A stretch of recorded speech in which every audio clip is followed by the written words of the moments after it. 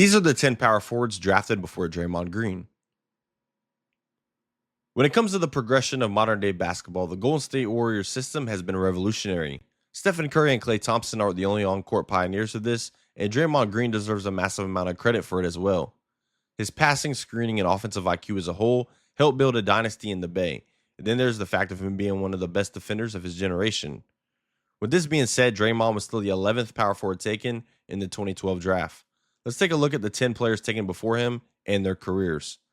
There are a few players that became power forwards over time, such as Harrison Barnes, that will not be included in this list. Just players that began their careers at the power forward position. First off, we begin with number 1 overall pick and NCAA champion, Anthony Davis. We don't talk too much about AD, as odds are if you're watching this video, you're familiar with the ins and outs of the Unibrow's career. Davis prefers playing the 4 over the 5, and he did so mainly his first 3 years in New Orleans. His rookie year, the center position was locked in by Robin Lopez, who started all 82 games manning the middle in his only season with the team. Year 2 was more by committee, but then they signed Omer Asik away from Houston to play the 5. The now Pelicans made the playoffs and got swept by the eventual champions, the Golden State Warriors. AD played well, putting up 31.5 points, 11 rebounds, and 3 blocks per game in 43 minutes a night. In this series, Draymond had a double-double in all 4 games. He played 40 minutes a night and had 17 rebounds in Game 3, which went to overtime after Steph evaporated a Pelicans 5-point lead that they had with 17 seconds left. AD made the postseason twice in 7 years with the team that drafted him before being dealt to LA in a massive trade to join forces with LeBron. They, of course, won the 2020 Bubble Championship, and then eventually AD was involved in the most shocking trade in NBA history, being sent to Dallas for Luka Doncic. The second power forward off the board in the 2012 cycle wasn't as successful at the next level. With the 5th overall pick, the Sacramento Kings selected Thomas Robinson out of Kansas. Robinson spent his freshman and sophomore campaign coming off the bench in a limited role, but his junior year he took the keys and ran with them. In 39 games, he scored 17.7 points per game, with 12 rebounds, winning Big 12 Player of the Year. He was a consensus first-team All-American, and a deep tournament run was in the script for the Jayhawk team. They got all the way to the title game where Anthony Davis in Kentucky was the opponent. Robinson had 18 and 17 in an 8-point loss. Little fact as well, Jeff Withey was the center on this Kansas team. He was also a 2-year teammate of AD's on the Pelicans. Robinson entered the draft after the season and elected to forego his senior season. His NBA career never really developed into anything, as he was already getting traded in February, 51 games into his career. He went to Houston, then he bounced around to Portland, Philly, Brooklyn, and finally the Lakers. He appeared in 313 career NBA games. You have to go down to the 13th pick, Kendall Marshall, to find a player that played in less games than Robinson did from the top of this draft. Most recently, he played professionally in Puerto Rico after stints in Russia, Istanbul, Korea, and Taiwan. Breaking down why he didn't really pan out in the league, I start with his inability to stretch the floor.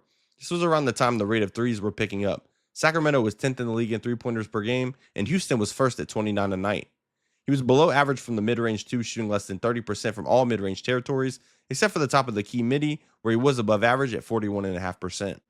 Now, for number 3, I almost overlooked this guy because he is a center in my mind, but he was listed at power forward his first 2 seasons in the league. At 14th overall, we have John Henson, the big man out of North Carolina. He appears to have been listed at 6'11 in college, but 6'9 at the next level. In 3 years at Chapel Hill, Henson was a starter for 82 of his 109 collegiate games. He averaged a double-double sophomore year, and he fell 0.1 short of doing that again junior year, putting up 13.7 points per game, 9.9 rebounds, and 3 blocks a game. Everything came full circle as they were knocked out of the tourney by Kansas in the Elite Eight.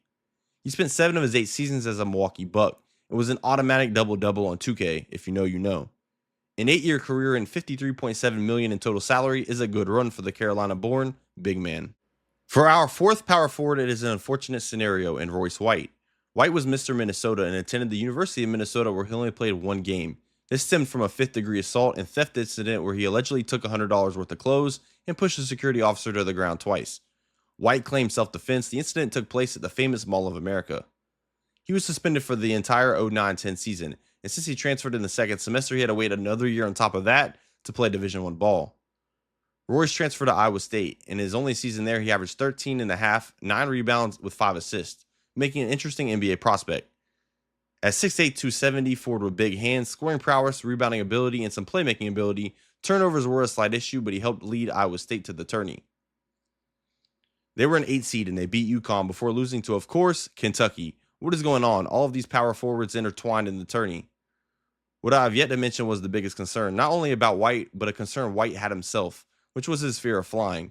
He had to fly at Iowa State, but the volume of flights in the NBA are about 5 times the amount you go through in college. In college, he took substances to help cope with his anxiety and fear of flying, but he did not want to become addicted.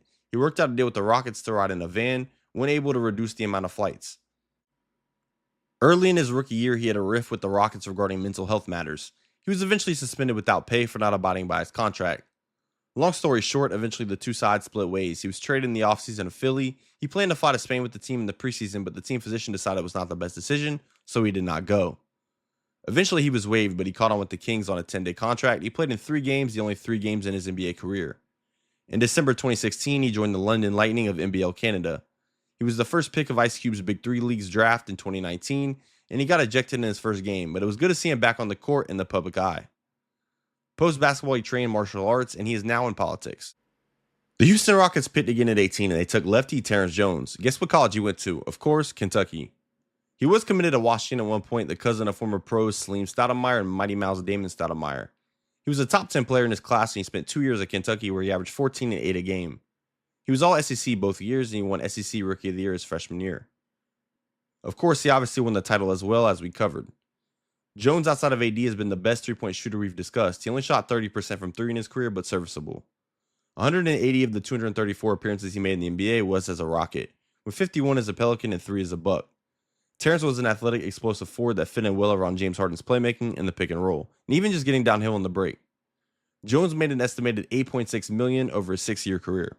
A pick later in the Orlando Magic took Canadian forward Andrew Nicholson out of St. Bonaventure. Nicholson had a big 4-year stretch with the Bonnies, scoring 17 and 7 in 123 games. He peaked with 21 and 7 his junior year, then he had 18 and a half and 8 and a half his senior year. The 2011-2012 Atlantic 10 Player of the Year also racked up Atlantic 10 defensive team honors. He made 3 All-Atlantic teams in total, and his number 44 is retired at St. Bonaventure. He was instrumental in the 21 season and the conference tournament championship. They fell to Florida State 66-63 in round 1. Andrew had 20 in the game, but Bernard James, who was taken early in the second round in the 2012 draft, put up 19 points and 9 rebounds. Unfortunately, his production peaked his rookie year, where he averaged just under 8 points a game, on just under 53% from the field. His efficiency took a dip to the 43% range in years 2 and 3.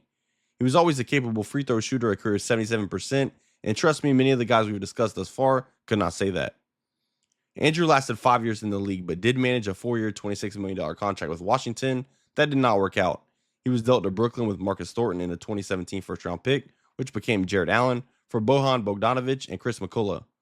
Later on, he was dealt to Portland for Alan Crabb, who paid him $2.8 million for 7 years, although he never played a game for them.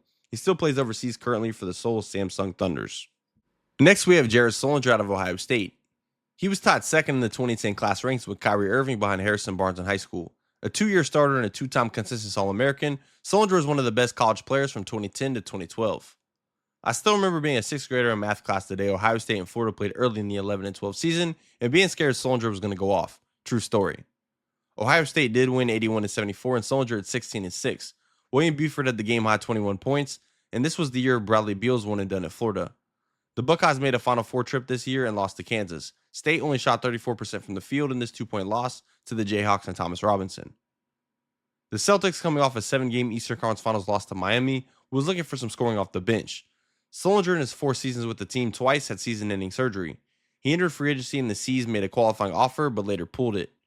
He landed with Toronto in free agency. He missed the first half of the season when he had a screw inserted into his left foot, the same foot that was the cause of his second season-ending surgery a couple years prior.